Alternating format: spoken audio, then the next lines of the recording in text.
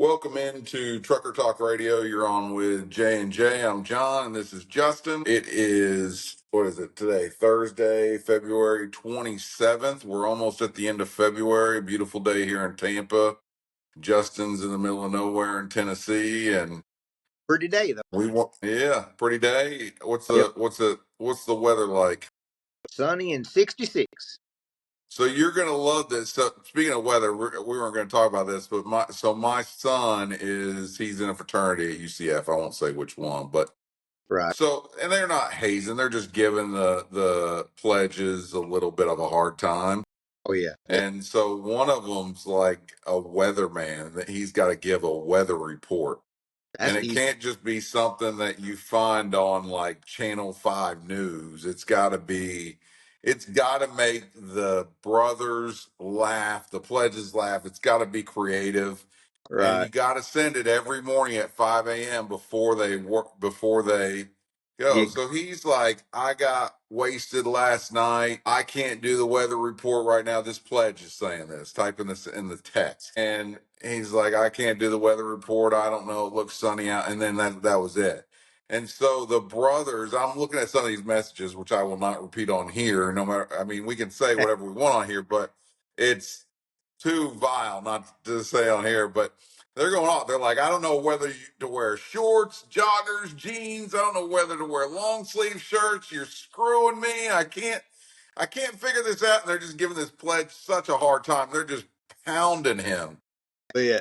So it just made me think of that. So yeah, it's hot today, and I'm obviously in short sleeves. It's really nice. It's in the mid 80s, so Nice.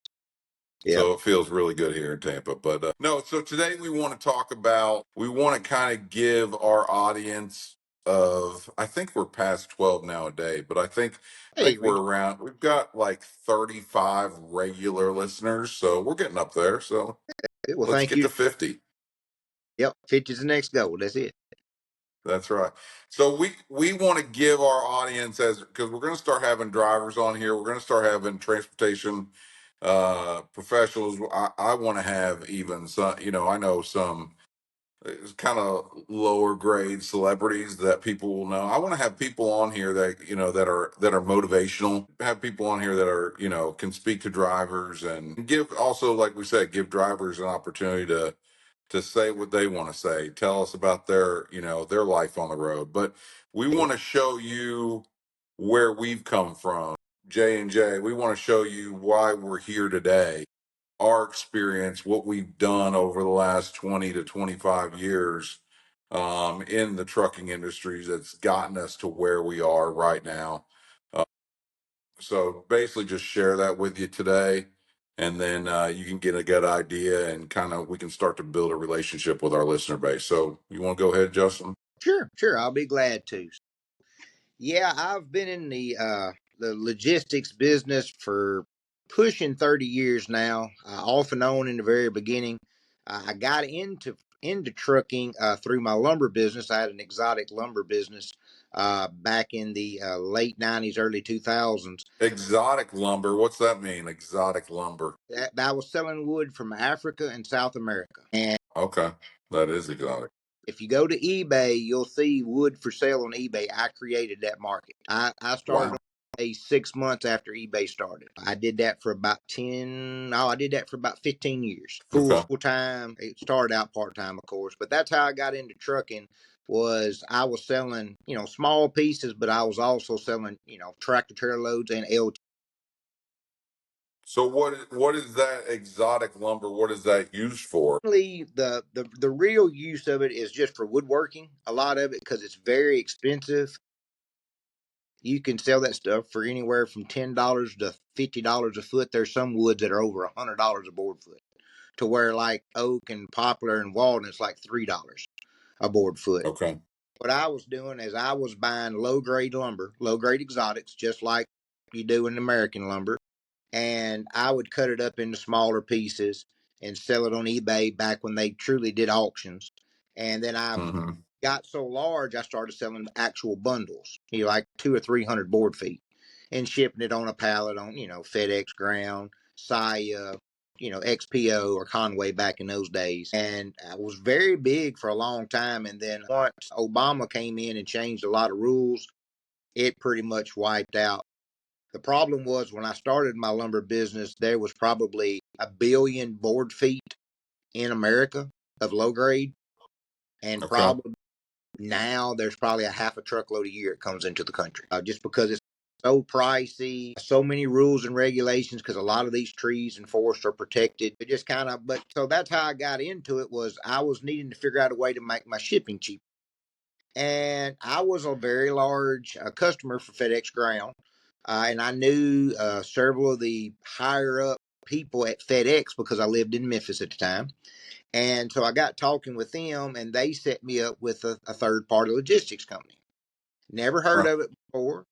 And so I reached out to them, and they kind of explained everything and got me my own account and said, hey, we can't really give you much better pricing than what you already have.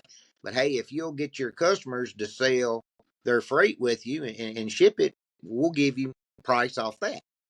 And so that's kind of how I got in it. I at one time had probably 50 LTL lumber companies across the United States, and I was flooding them. And it got to be a big deal with the Conways and Yellow Freight names, because they were still using those companies, but using the 3PL. And so they put in some regulations that they made them go back working directly. But that's kind of how I got my toes into the business. Worked with two or So three when L. you're doing, are you going to like inspecting the lumbers overseas? Are you traveling overseas to see this? No, it's a funny story with that. So my father and I owned one of the largest frame stock lumber business in the United States in a little old small town called Middleton, Tennessee. And that's for frames, like furniture frames, which of course North Mississippi is known. That's where back in the day, Mississippi had no regulations on building frames for furniture, like couches, upholstery, all that. People were doing it in the back of their house, back in a chicken coop, and there's no rules back then. And we had Yeah. got a lot of the large companies like Benchcraft, Royal, all those companies, and we were selling them their lumber. And so what we did was we'd buy it green, air dry it, and then we'd plane it to a certain thickness. Well, that kind of wood, I mean, we were buying it for 25 cents a board foot. It was like gum, mixed wood. Buying it for like 25 cents, let it air dry for 90 days, and then we'd sell it for 50, 60 cents a board foot. We'd make like a nickel a board foot. I mean, no, Hmm.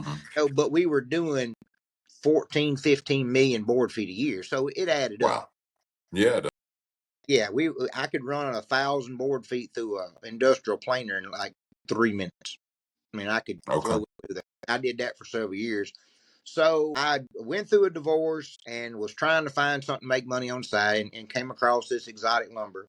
So I watched them. I bought some samples from a neighbor, piddled around with it on eBay, seen it was good money. Didn't know what the wood truly cost at that point, because I just got a crate of lumber, scraps and stuff. So I watched it for 2 or 3 months on eBay, and was noticing this wood was $6, $7, $8 a board foot. So I got this spreadsheet. I'm 21 years old, I guess, and I'm Oh, getting it wow. all. You were young. Yeah, I was very young, so I handed it to my Yeah. father. Hey, we got to know somebody in this industry that sells this stuff. I'm curious to see what it was. Well, he's seen, what it was per board foot. Of course, like I said, we're coming from stuff that we didn't sell anything over 50 cents board foot most time, not back then anyway. And so we made a few phone calls, and the hell if it wasn't a place that sold it, or the suburb of Memphis we lived in, an actual lumber company that sold exotics. I'll never forget it. So we make a phone call. We go to the company, meet the salesman. Salesman didn't even have an office at that time. So he gives us a tour. Of course, my dad had never seen any of this, and he'd been in lumber many, many years before then. And so we make the grand tour, see all these different types of lumber, and we sit down at a conference table inside the owner's office, not even, like I said, this gentleman's office. And this guy's going through and said, like, African mahogany, we can sell that to you for $2 a board foot. My dad said, we'll take 1,000 board feet. Now, Mhm. mind you, I'd saved up about $5,000, and I was just going to buy a pack or two of lumber just to make some money on the side, because my dad made me work 12, 14-hour days. So there wasn't a whole lot of time for me to do side hustle work anyway. Well, Right. when we left that day, we had somehow bought 2 tractor-trailer loads of lumber for like $60,000. Come to find out 10 years later, I found out when we left that office, the salesman got a promotion in his own office, corner office that day. The next day, they'd never had nobody walk in and do that. Well, had a relationship, found out about the low grade lumber, which I could buy it for like 50 cents, 25 cents a board foot. And so I made a huge relationship with them over the years. So I was just buying it. I didn't have to ever go overseas. I was just buying like, so, when low grade happens when you put the lumber in the kiln and you dry it, then you get defects from that. And really the Okay. defect wasn't that bad. If you planed the rough part off, most time it cleared up. And I've always been in the lumber business. My family was in the lumber business. I mean, I was working in the lumber mills back when I was 10 years old. So I always kind of knew about lumber, always felt comfortable with it. And I guess that's kind of why I'm comfortable now with the trucking industries, because I've been in it so long and I've done so much of the different parts that I get it. Back to the LTL, I did it off and on with like 3 or 4 different companies. I got with this one company, Priority One. I'm not sure if y'all have ever heard of them, but No they're, Priority One. Well, yeah, out of yeah, Mississippi, right? yep, yep. That's where I was based out of. Yeah, they used to move. I used to move furniture with them. Okay, yep, yep. Don and Mindy might be who run it when I was there, and worked with them. Not Don and Mindy from Medallion. Yes, yes, because they, back on story, they were with R&R Donnelly way back when, and then That's right. We used to run LTL with them. Man, Yep, small world. You guys, you and I know people we didn't even know we yep, knew. We both knew. yeah, Medallion. I've been hunting with Don and Mindy. Well, actually, so real quick on that, I love the idea of hunting, but I had never been. My COO and I go. We had a medallion agency. We go down to Olive Branch, Mississippi, Mhm. meet Don and Mindy, and I'm supposed to go hunting that next day. And I get so sick. I mean, I'm stuck in the hotel room and I'm worthless. I'm throwing up just nonstop. It's just awful. Can't go hunting. And my COO, he knows me pretty well, and he's like, "Man, you've been like waiting on this. It can't be that bad." I'm like, "Dude, I can't even get out of the bathroom. It's bad." And so of course they go and they shoot like 4 or 5 deer. There's a Hmm. group of them that go. Everybody gets a deer. And even what was really cool was one of the deer. Well, actually, there was an extra deer because there were 2 deer. They were like this, kind of like facing opposite directions, and they fired, and it went right through one deer into the other. I didn't see it, but they said there was both. They were both lying down, and they're like looking for a blood trail and all this stuff. So, yeah. Well, that's So pretty. then the next day goes.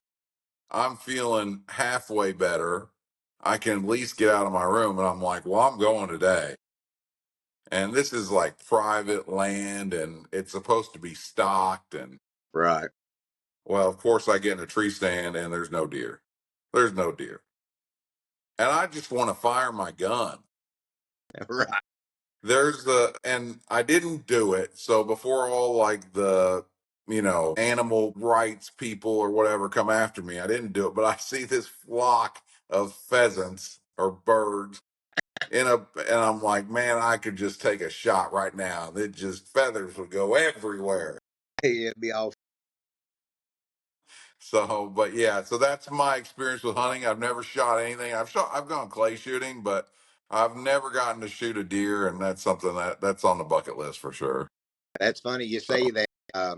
My dad was an avid hunter. I mean, he had used every tag he had, plus use my tag because I didn't hunt much. He was was trying to do stuff that we could bond together. I'll never forget it. I had mono, had 101 temp. I went hunting because he act like you wasn't supposed to not go hunting no matter if you was sick. This little old fawn come up. I killed it, looked at him, handed the gun, said, "What's the cleanest thing? I'll never go hunting again." But I killed a deer. I'm done. That was when I was 16. I hadn't been back yet. I don't have the patience to sit there for hours upon hours in the dark. My mind works too much. It's hard for me to sit still and to sit there and do that. It would never work for me. But that is, I liked it for a while, getting the tree stand by myself. I liked sitting there for a little while. It was peaceful. Mhm. There was no one around. My phone wasn't on, and I couldn't make calls, do any kind of work or anything like that. And at that time, I was swamped. I mean, we had a pretty sizable trucking agency, but that's crazy. I didn't know Don and Mindy were at Priority One. yeah, they I were. wonder if they must have moved some of my furniture.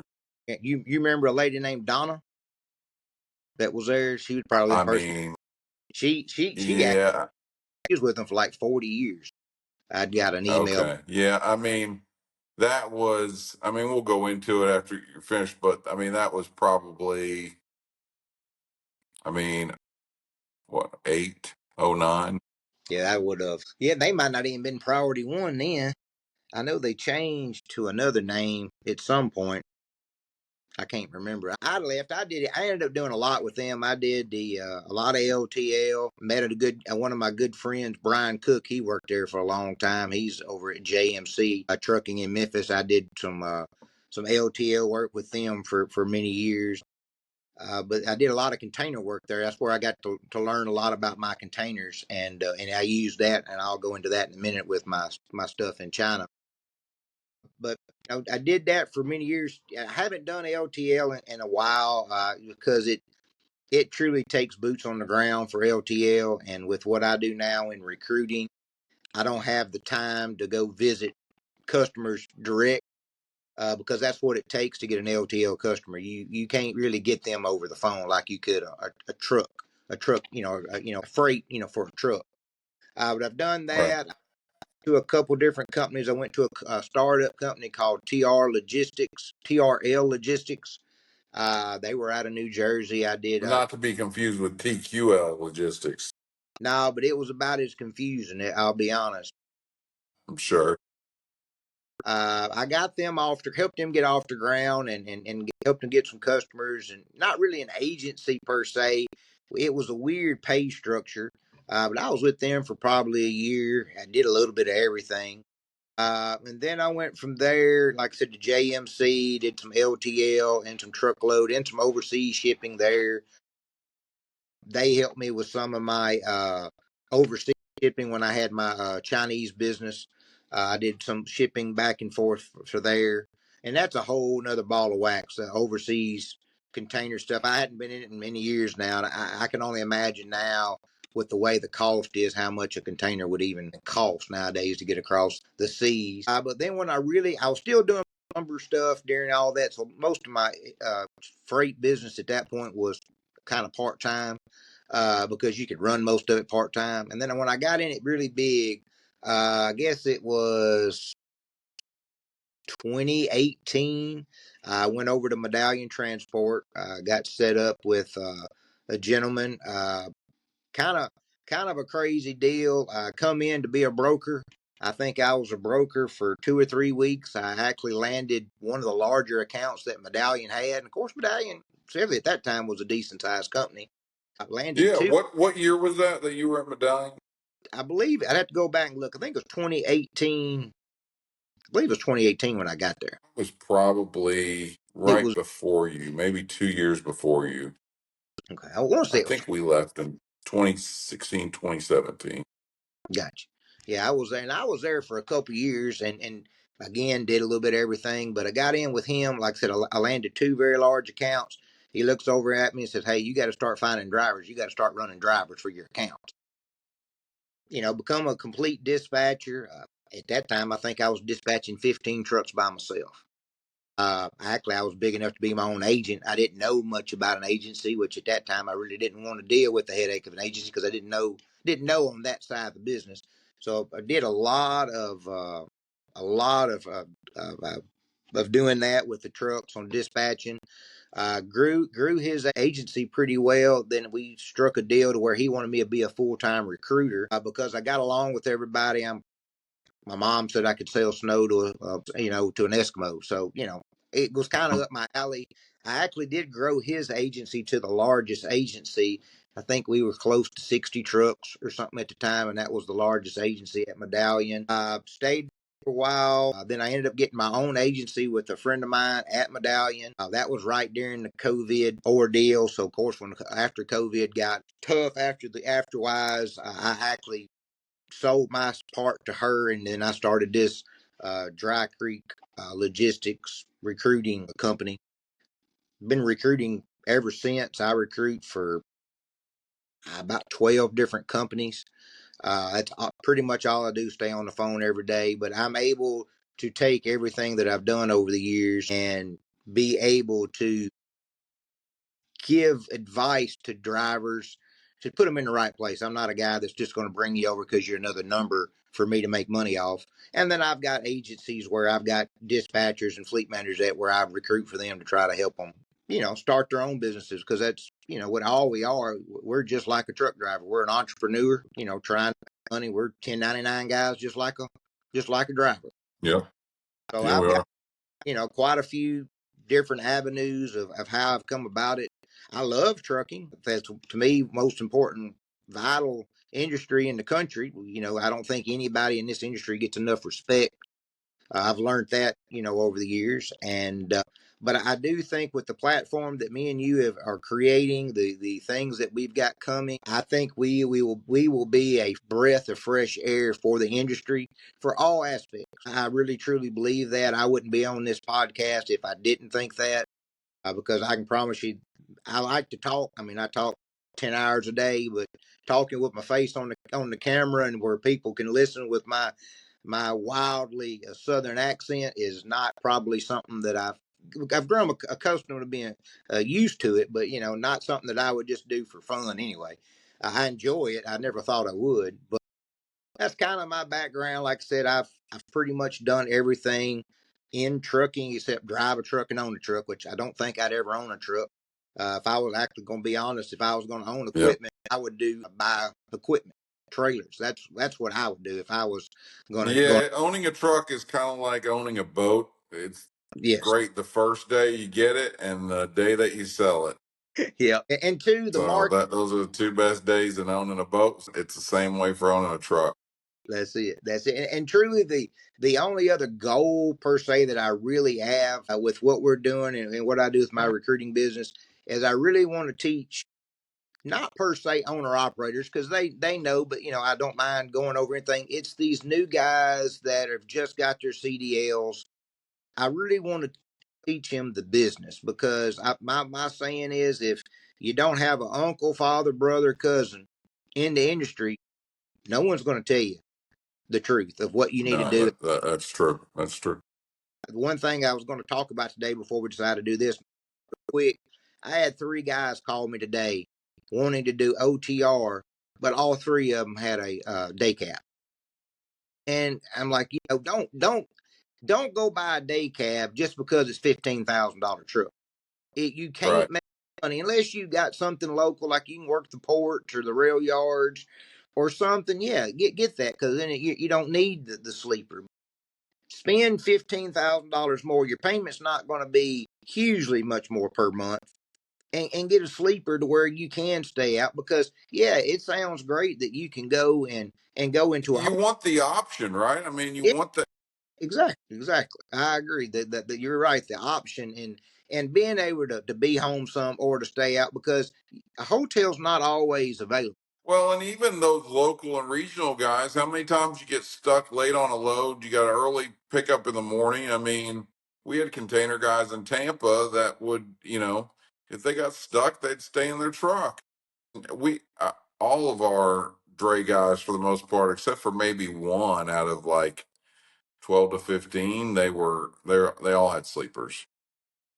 Makes sense. I mean, yeah, it's cheaper to buy it, but I mean, you get so much more value. Plus, you've got room, because think of how many times you're parked waiting on something, waiting to get to the dock, waiting on your turn.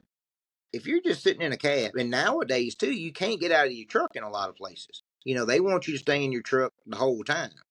They'll come to you, especially after COVID. They wouldn't even let you on the dock.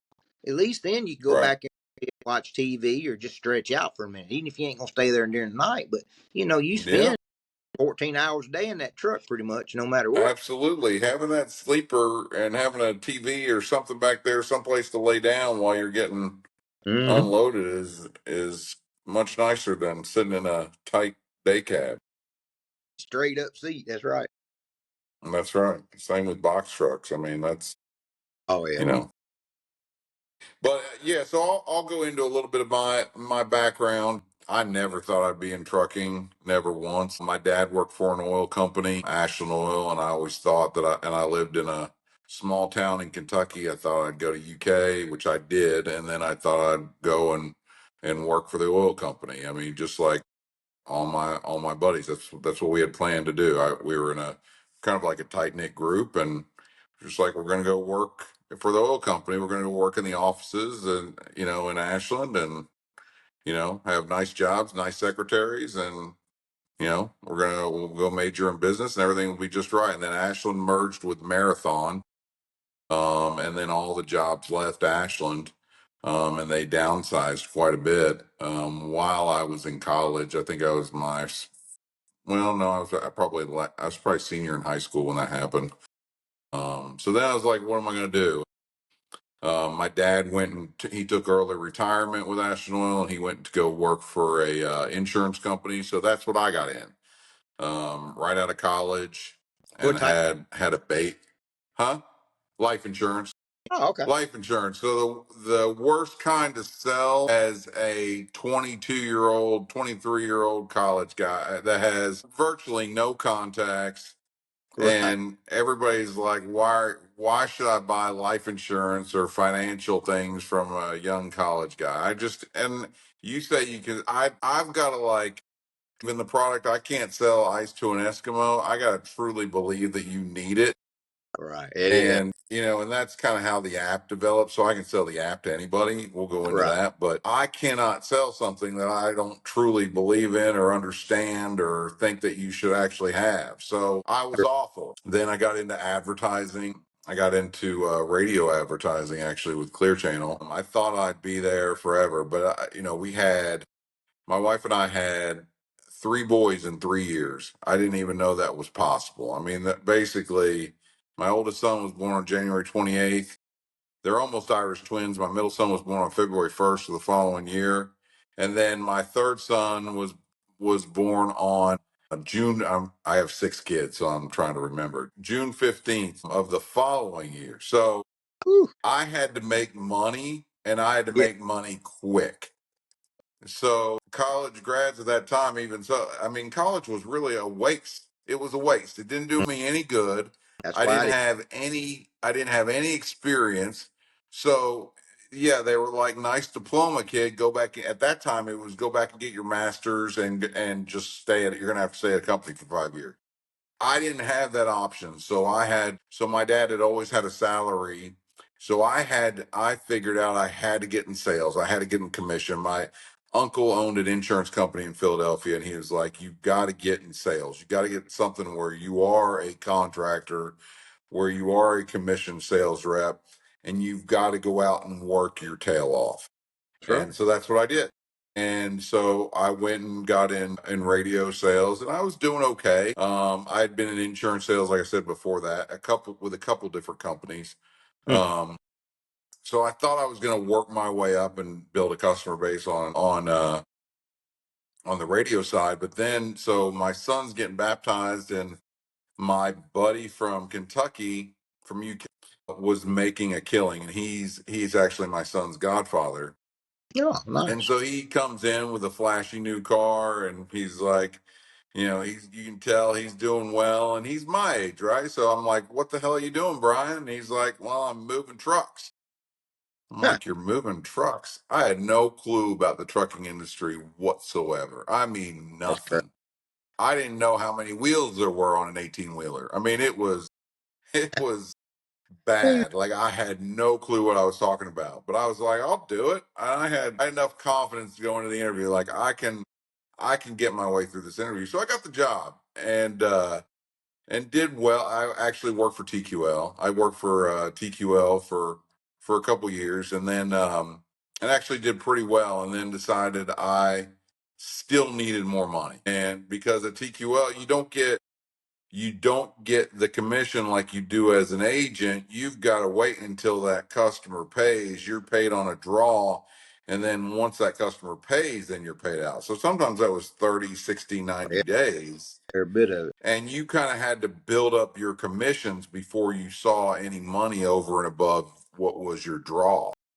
So I've found a company, GTO 2000, went and worked for them as an agent, got sued by TQL.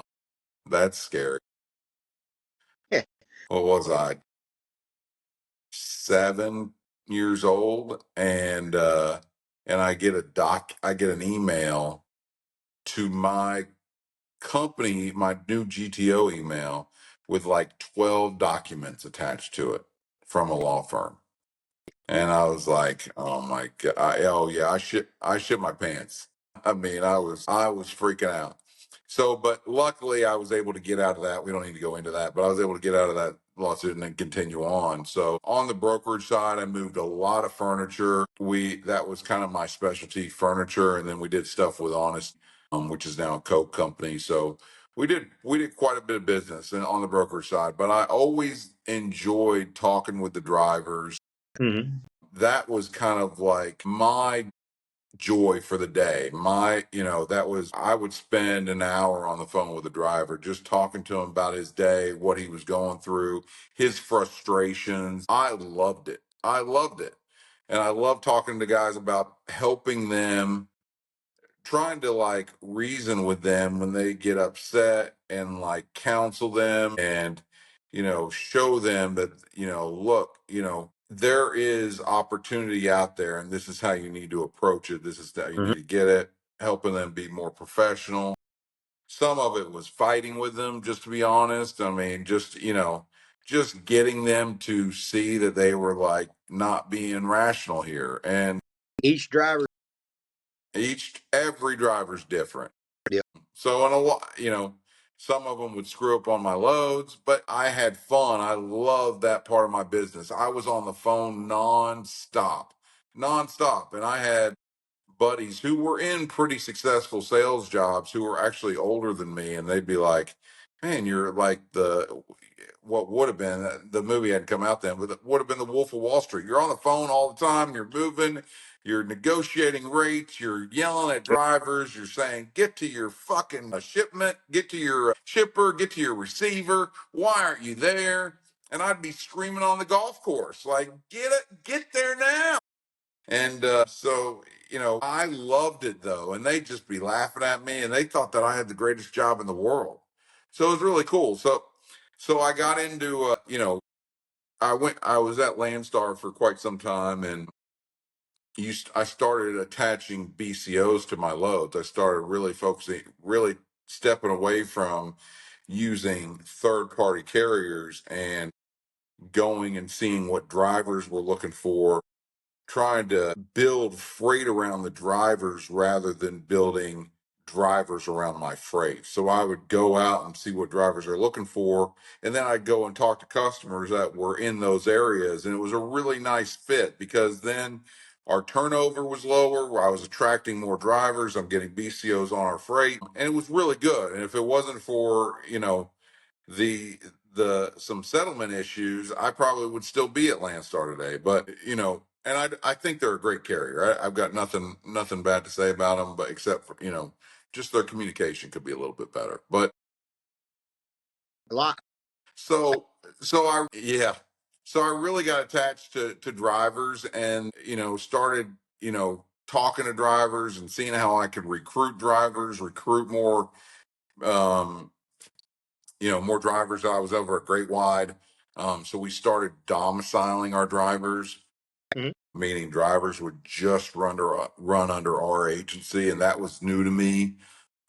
Yeah, definitely. So yeah, we built a driver base of probably about 20 to 25 drivers. So we were doing pretty good and had a nice little brokerage business.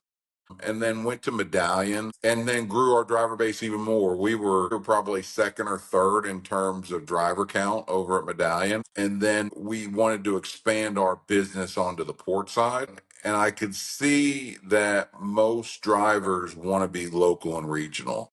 Mm-hmm. So we needed to access the port, and that's something that Medallion wouldn't support. So we moved over.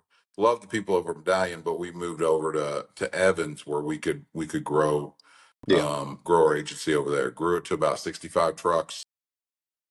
We had 10, 11 dispatchers.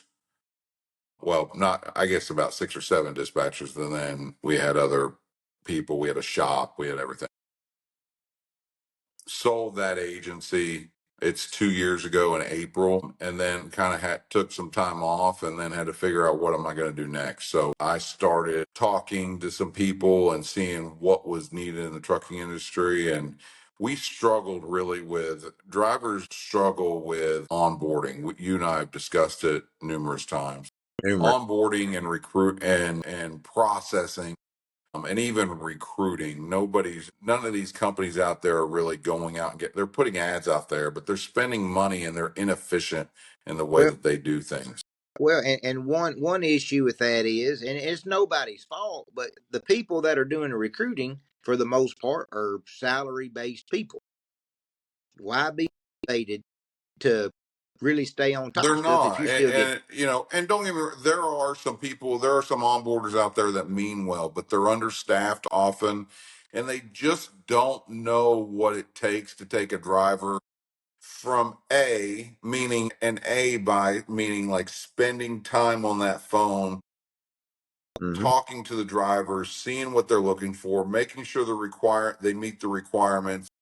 I'm talking about spending an hour on the phone with these guys, seeing that they fit this model that I'm trying to place them in, making sure it's not a square peg in a round hole.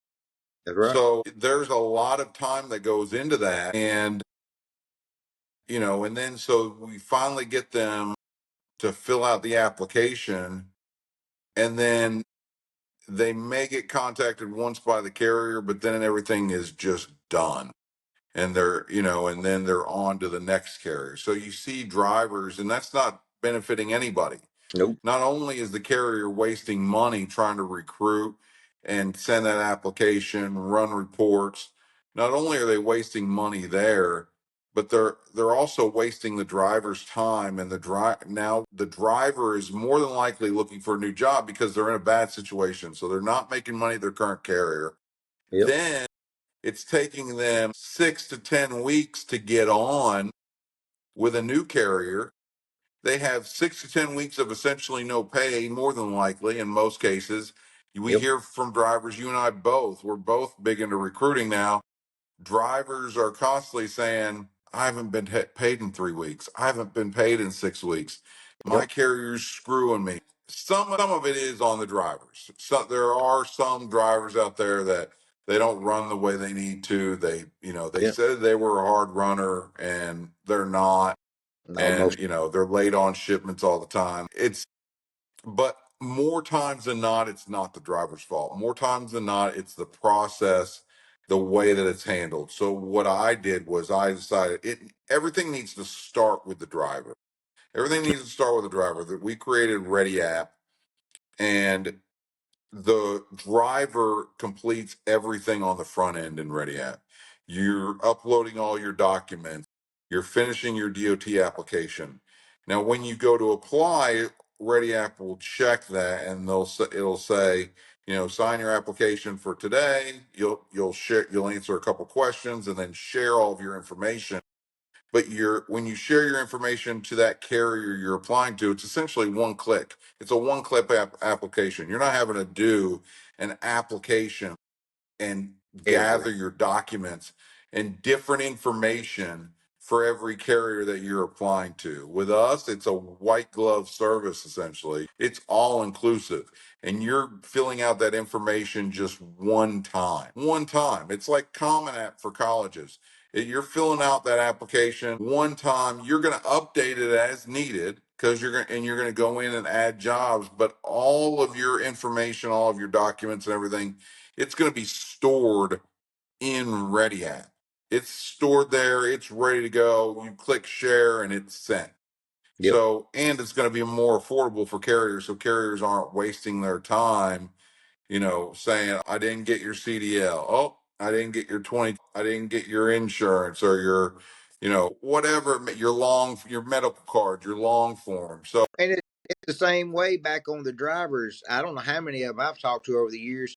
Well, I don't have that in the truck. My wife's got it. Let me see if I can get her to text me they don't have it on their phone. And this way no matter who they're trying to apply to, even if it's something to do outside of recruiting, if they need their title for something, they'll be able to go to Ready App. Boom, it's right there for them to grab. it's right there. It's right there. And they can share it right into the recruiter dashboard, and then it can be processed, and reports can be run. Reports are run on the front end, and then the carrier just will approve it. But everything is done ahead of time. So you're not chasing stuff after the application's been signed. That application is often signed, you know, it's signed, and then they lose touch with the driver, or the driver doesn't want to complete all these ridiculous tasks, so he's on Yep. to the next carrier. Then he comes back to this current carrier, and before you know it, it's like 60 days. And what Yep. we want to do is we want to basically trim that way down to the point where a driver can get on. Every carrier out there says, oh, we get on our driver in 7 to 10 days. And some of them do. Some of them have a system in place, but most of them, I mean, I remember one carrier we were working with, it came out in a meeting that their application days was 52 days. And they had told me it was 5 to 7. And it came out from a safety director. Our application days to hire is currently 52 days. Well, And what that's driver is going to wait 52 days? exactly. That means they got to It's just re-get. not going to happen. So I am going to plug Ready App here. I want you to go on, if you are listening and you're a driver, I want you to go on to readyapp.com. We're still developing. We don't share your information. You're in control of your information. We don't download your information. You are in complete control. And I mean that. And I'm passionate about that. We don't hold on to you can delete your account the next day, and it's all white clean. It's gone. It's off of our servers. You are in total control. We do not share your information. And you go on there, download it, upload your documents, and then you're going to see jobs, and you're going to see high-end jobs on there that you can go to apply to. And once you have a completed profile, you can click for those jobs. We're going to have benefits on there. We already have a health insurance link on there. I think for like $29 you can get decent health insurance, and this isn't just like prescription based. It's for doctor visits. It's stuff like that. Low copays that can really benefit you as an independent contractor. So we're just trying to do the right thing.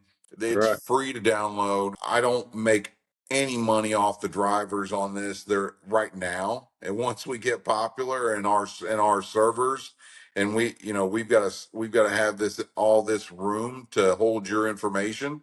Again, hold it, not share it or access it. You send it to your recruiter. I want to emphasize that because so many people are going to be like, what are you going to do with my information?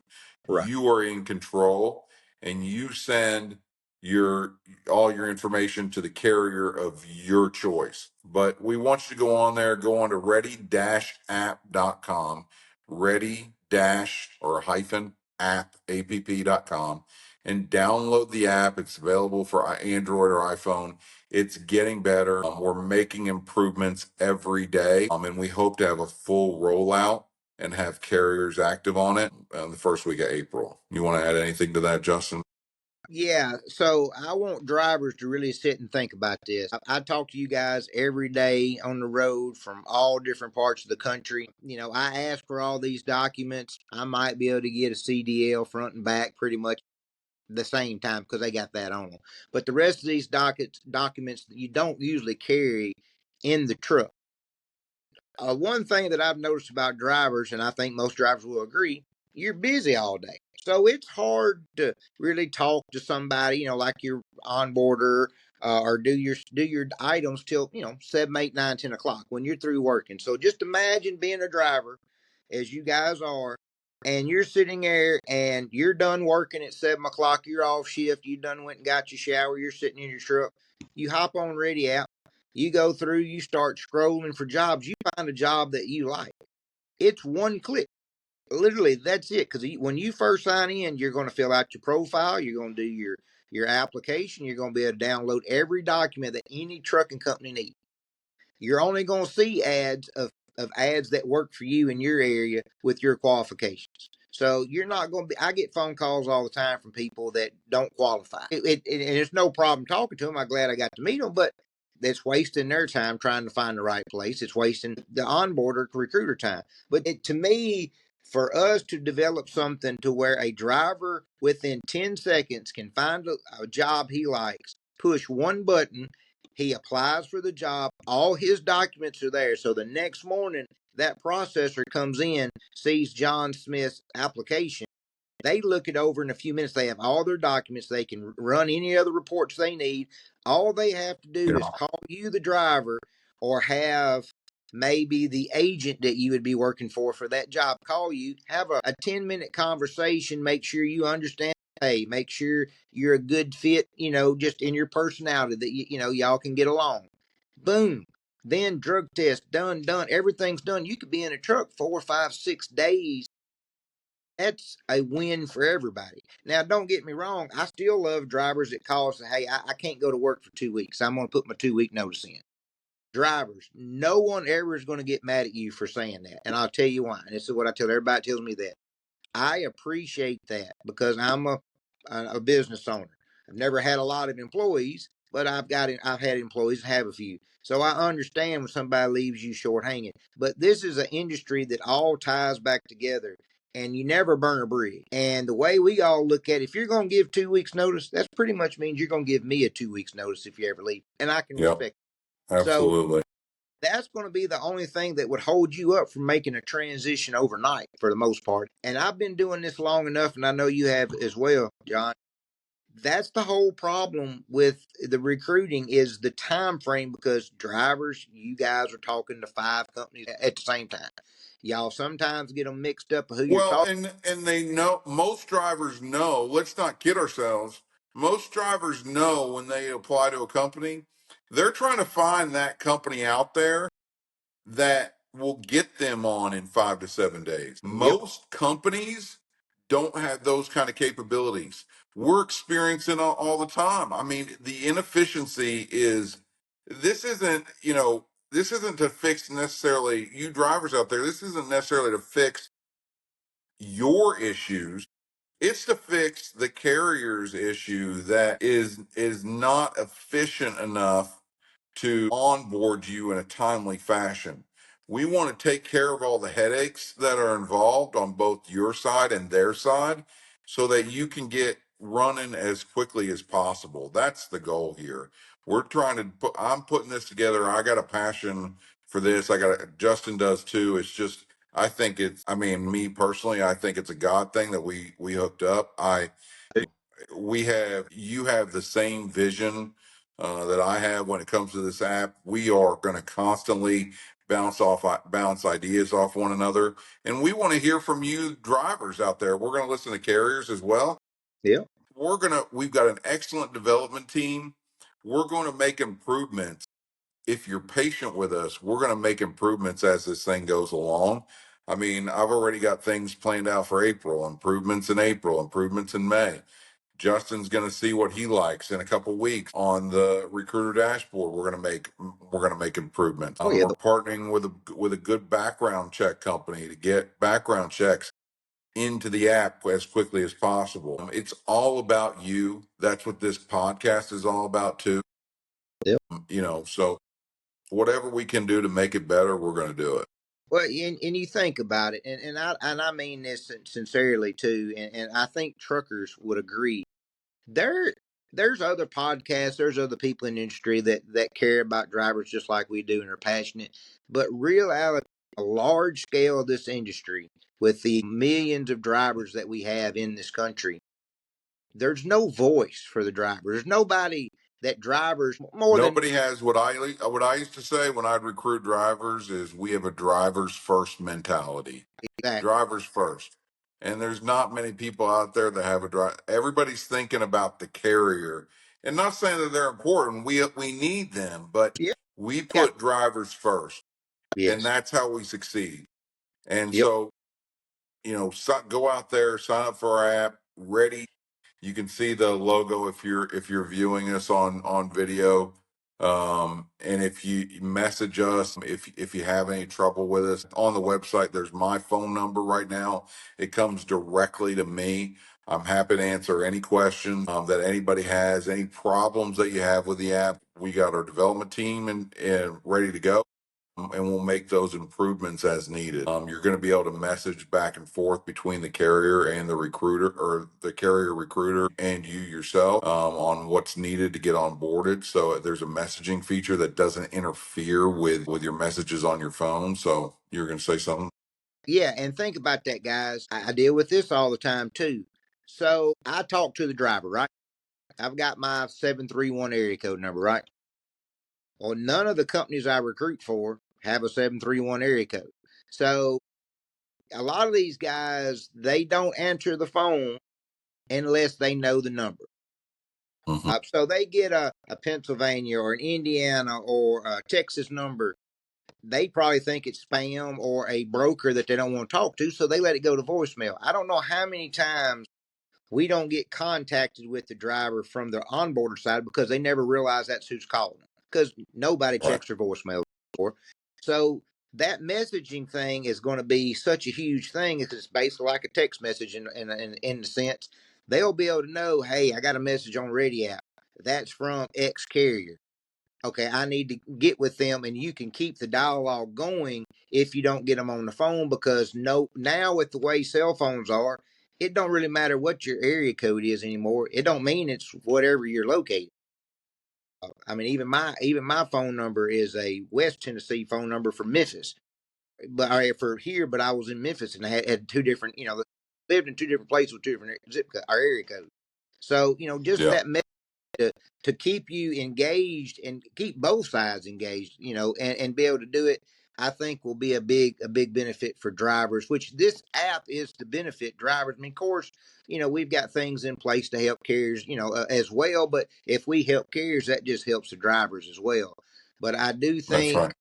once you guys get in, we start getting it good. And another thing I will say, and I'll say this about John. John is very smart, a very intelligent Well, person. that's very kind. Yeah, well, you listen, you even listen to the suggestions I've had. You listen to my concerns, not even about the app, just about the industry. And if you see something on the app that don't make sense, you don't understand it, you don't like it, you don't think it's good, let us know. We're gonna. This is a work in progress. It's always going to be. It can be 10 years from now. These will be a work in progress. Yeah. And Right. I am an entrepreneur, and I love Yeah. change for the better. So you won't hurt my feelings. If you see something that's going to make it easier, this is all about you, the Exactly. driver. So if you see something that's going to make it easier to use, or there's a feature that's not working correctly, right now, there's something in the app where it gets locked up on one of the DOT application questions, and we're fixing it. It's immediate. It's not, we're not, we noticed it, we're fixing it, you know. So there's going to be ongoing constant improvements being made. Yeah. That's So, why. and we're going to be at the truck show. We got a booth. Ready App's got a booth. J&J will both be there promoting Ready App. We're going to be right in the technology section on the next show. I'll definitely give the booth number. I don't have it in front of me right now, but come by and see us. We're going to have my goal is anyway to have a touchscreen monitor where you can touch and kind of go through the app, and you can go through the recruiter dashboard. I'd like to have two there if I can get them in time, but that's kind of that's the goal. So you can get around and play with it, and then we'll give you a QR code and download it. Download it, play with it. Let us know what the issues are that you see, and like Justin said, we're going to make continuous improvements. We're going to immediately start adding carriers and jobs. Justin's already got carriers that he works with, Mm-hmm. and I've got carriers that are interested in this program. So we're going to immediately start adding them and giving you access, and hopefully, really shortening that time frame for you to get for you to get hired and rolling. So Yeah, I think once drivers, owner operators start using it and we get some testimonials of time frame, I do. I think it's going to be a game changer because as you said, the poor drivers, they're leaving they're only leaving for one reason, and it's a bad yeah, situation. And they yeah, timely they've got to get moved, and I truly believe I know people complain, talk about drivers move all the time. I truly believe drivers want to go somewhere and stay. they do. They do. They're just not taken care of. They're just not shown the attention they need. They're just not. I mean, we talked with a carrier the other day that we're working with, and it's just Mhm. the driver applied, took the time to apply to your company. Call them back. Call that driver. Introduce yourself. Say hello. Say welcome to the team. That's Yeah, all a driver wants to hear. It's not that difficult. And a lot of times, even if the freight and pay isn't good, but isn't as good as the driver wants, but they're getting taken care of, and that's they a whole. show that they're not just a number. You Mm-hmm. know, you send up every now and then, you give them a gift card, you say Happy Thanksgiving, whatever, That's Merry right. Christmas, whatever it may be, as long as you show that you recognize that driver has a pulse, That's right. and you show that, hey, you matter, that's all they want to hear. I agree. And that's what we're trying to get across to our customer base. We're trying to show them that you, the driver, are the most important here, and they have been prioritizing their onboarding the Mm. wrong way. We are going to help fix that. We're going to put the driver first. We're going to capture their information on the front end, and that's going to make it easier for the carriers to hire these guys in a timely fashion. And everybody wins. That Everybody wins. yeah, because if I truly believe if you can onboard a driver in a week, truly a week, you're starting that relationship on a good note, and that's where I've noticed a lot of issues happen. Is it takes 2 to 3 weeks, that driver's upset, he's broke. Your first paycheck's not going to be great anyway because you're starting mid-pay week or something. You got to go pick up a trailer, so you're not going to get a full week's check even your first week. And it's not the fault of the dispatcher at all because he's not involved until you get rolling, and that relationship Right. starts really rocky, and it's hard to get those rough edges off that relationship. And just unless you're a great personable person dispatcher that you can sweet talk and smooth things out, it's hard because that driver, I've noticed drivers have the mentality that they go back if you start treating them bad, they don't just think, well, maybe you have, this or that. They go back to all their prior bad experiences within other companies, and then they're done. They're just like, I'm done. I'm finding somewhere I ain't gonna deal with you. And I truly feel that if we can help get guys on easier, where they're not being bombarded with 1,000 questions, 1,000 requests, a click or two, boom, they're there. You get a nice phone call, like you said, of introducing them, going over a few things, just checking to make sure you're making the money that you're told you're going to. You can be on in a week. It's just like making the first impression. That in anything, that first impression is a major thing, and I think if we can help that, that's going to help the how long drivers maybe will stay at places, which benefits everybody, even the carriers at that point. It definitely benefits the driver. And too many times, yeah, and too many times that driver goes with the first person or the first carrier that's going to get them hired on without even thinking about it. So that driver loses out on what could have been the best opportunity because the carrier is too big or their processes are just not good, and Yep. so they went on with some other carrier that did it the wrong way and did it the fast way, Yep. didn't collect any documents. Is basically like, we, as long as you've got a pulse, so to speak, we're going to bring you on. And then that driver just went from one bad situation to the next, and then they don't get paid again, and then they're trying to get on with the good carrier now. So now you're 12, 15 weeks into this thing without receiving much money, if any money at all. So Yep. we want to go out and find those good carriers as which will be our customers, put them in front of you, the driver, and expedite their onboarding process, make it more efficient. Still do it the right way, but make it more efficient to where you, the driver, can start in a timely fashion. Yep. And I look forward to it because I do think what we're doing is going to make a positive impact in the industry for sure.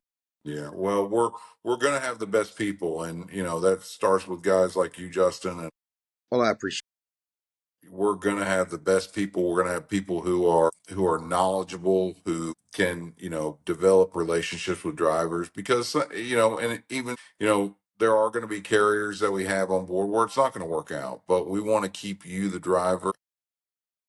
We want to make you a priority, it. to where if it doesn't work out with that carrier, all right, well, it's easy to move to the next. I mean, we're gonna make it easy because your profile is already going to be complete. So now we don't want you puddle jumping.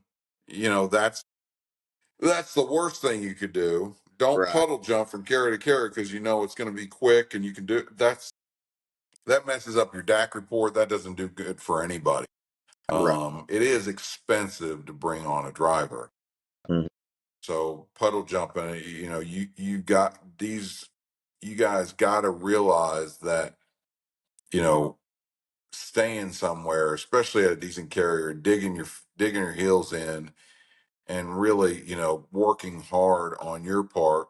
Carrier needs to do their part as well, but working hard on your part to develop that relationship, Yep. show that you can be trusted and kind of move up their ranks to where you're a driver they know they can count on. And guess what? You're going to be put first. You're going to be put first in that scenario. So, Yep. I agree. well, good. Yeah. Well, that's all I got for today. I'd like to. I've got some other material, but I'd like to save that for tomorrow. I'd like to just do another show tomorrow. And you got anything to add? Well, No. I guess you. So this is my new backdrop. So this is my Yeah. wife calls this our billiard room, like in Clueless. So I'm not an alcoholic, just so you know. No, I'm not an alcoholic. Before all you people, I am Catholic, so I do like my alcohol, but I'm not an alcoholic. I'm a Kentucky boy and I love bourbon. Because I they love burp. bourbon. I don't drink a lot. I only drink on weekends, and I usually only, if I have a glass, it's a glass, okay, maybe two. And then, usually I'll drink bourbon on Friday, and then I drink red wine with my wife on Saturday and Sunday. But we don't drink through the week. So, but I am very passionate about bourbon. I love bourbon. What's your favorite? Rock Hill Farm is it's a Buffalo Trace bourbon. Rock Hill Farms is my favorite. It's very hard to get. I got a bottle back there on the top shelf. I like Willet, Eagle Rare. That's another Buffalo Trace bourbon, and Woodford is a good go to for me. So yeah, you like bourbon or I haven't drank really in a long time, being in my situation with my daughter. yeah. I was a huge beer guy back in the day. I liked domestic or imported beers, and then Mhm. I would drink whiskey straight, I just drink like Crown Royal. I just drink it straight. I didn't really ever mix it or Yeah, anything. I like bourbon. I like bourbon because I like it. I like it on the rocks. I like it with a splash of water to like just break it up, and I love to sip it. And because I used to drink beer, and now it messes with my stomach. I don't know if I have a mild gluten allergy or something like that, but I used to love beer, and I'll still drink a Guinness every now and then. I like Guinness a lot. Hmm. I don't know, Guinness doesn't hurt me as bad, and I don't know if it's just because of Hmm. the carbonation. Might be. That's in like a Miller or an ale or well something like that. So I can't really drink beer. I do love it, but I can't drink it really anymore. I like the imported stuff. I'm a big, of course, not Corona's basically made in America, but Corona. But I like Yeah, I Ching like Tai. I like a Corona by the pool. Hmm. Um, Yeah, I like yeah, the Ching. and then You ever heard of Ching Tai? what's no? It's you can get it at your China. You won't get the good version, but you get it at Chinese restaurants. That's what I used to drink in China. They Uh huh. think you get I want to say you get the green bottle in America, and then I always drank the half gallons. We'll have to do another episode. I'll talk about some experiences in China because we would drink 4 to 6 40 ounces at lunchtime. At lunch, At lunch, yes, lunch 2 or 3 hours. So stay tuned for all those stories. And you get it again at night too. I hope you got a nap afterward. No, no, you didn't go to bed till 2, 3 in the morning sometimes. I mean, it was, Wow. but you slept You didn't really have breakfast there. But then I liked another one, Click. It's a Bahamian beer. Now that's probably one of my more favorite ones. And you can get it. You should be Okay. able to get it. You can probably find it down there in Tampa. Because I can Okay. buy it when stolen stuff. It was a Well, good beer. we're going to the truck show. We're going to be in Louisville, so those are Louisville's my stomping ground. So, well, Lexington actually, but we'll go by a distillery and we'll have to sip on some bourbon. Sounds good. Yeah, the Louisville Cardinals.